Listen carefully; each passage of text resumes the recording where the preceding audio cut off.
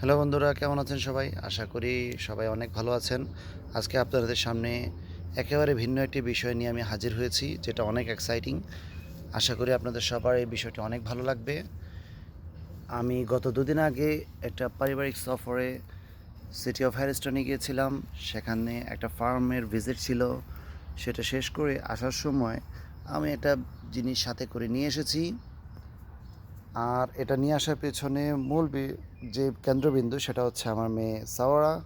তাকে হ্যাপি করার জন্য, হাই বলো আম্মু। হাই। হুম, তাকে খুশি করার জন্যই আমাদের এই কাজটা করা। আশা করি আপনারা বিষয়টি পছন্দ করবেন, আর সেই জন্যই আপনাদের সামনে বিষয়টিকে উপস্থাপন করা। চলুন বন্ধুরা, দেখে আসি তাহলে কালক্ষেপণ না করে কী সেই আকর্ষণীয় বিষয়। 1, 2 অ্যান্ড 3। এই যে দেখুন, একদম আমাদের বাংলাদেশি মুরগির মতো। ওকে আমরা জীবিত নিয়ে এসেছি। সে এখন এই মুহূর্তে আমার বাসার ব্যাকইয়ার্ডে রয়েছে। এক অবিকল আমাদের বাংলাদেশি মুরগির মতোই, তবে পার্থক্য হচ্ছে এটা এখানকার টরেন্টোর লোকাল বর্ন।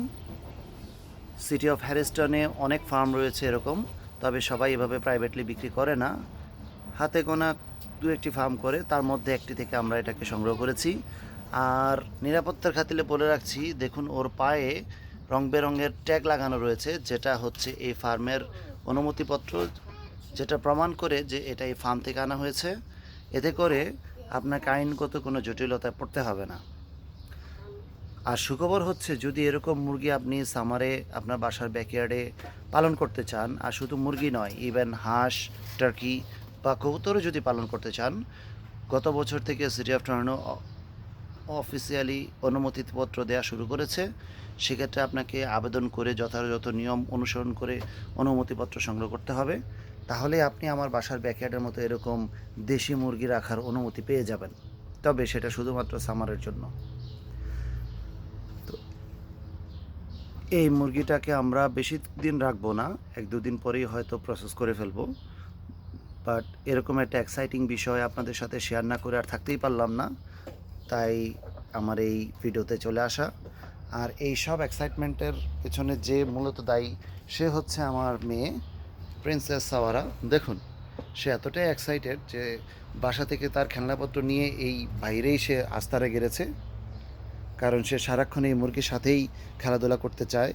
মুরগিকে খাওয়ানো, তাকে দেখাশোনা করা, সব কিছুতেই সে খুব নজরদারি করছে।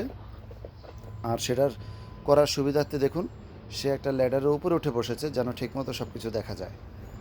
শুধু তার খুশির জন্যই আমার এত কিছু করা। আশা করি আপনাদের বিষয়টি ভালো লেগেছে। লাইক, শেয়ার, কমেন্ট করে অবশ্যই আমাকে জানাবেন। হ্যাঁ, আবারও বলছি, যদি আপনারা এটা পুরো সামার জুড়ে এভাবে মুরগি পালন করতে চান, তাহলে সিটি অফ টরন্টো থেকে আপনাকে অনুমতিপত্র নিতে হবে। আর আমার মতো খণ্ডকালীন যদি স্বাদ পেতে চান, তাহলে এই ধরনের যে কোনো একটা ফার্ম থেকে আপনি যে মুরগি কিনে নিয়ে আসতে পারেন।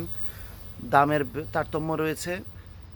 এটা 20 টাকা, 15 টাকা, 25 টাকা এরকম বিভিন্ন ধরনের হতে পারে। আপনি আপনার পছন্দ মতো দাম করে নেবেন। তো আশা করি আপনাদের বিষয়টি ভালো লেগেছে। আজ এ পর্যন্তই। আবারও এই ধরনের নতুন কোনো এক্সাইটিং বিষয় নিয়ে আপনাদের সামনে উপস্থিত হব। সে পর্যন্ত আল্লাহ হাফেজ, বাই বাই।